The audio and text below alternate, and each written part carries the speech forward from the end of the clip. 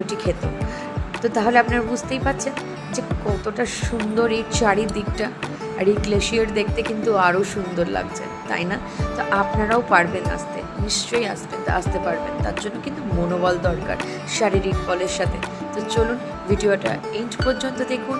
আর হ্যাঁ, আমরা কিন্তু একদিন এখানে বিশ্রামও নিয়েছিলাম, কারণ কি এতটা হাঁটার পর কোনো মতেই কিন্তু শরীর আর সাথ দিবে না, তার জন্য আপনাদের একটু বিশ্রাম নেওয়াটাও স্বাভাবিক।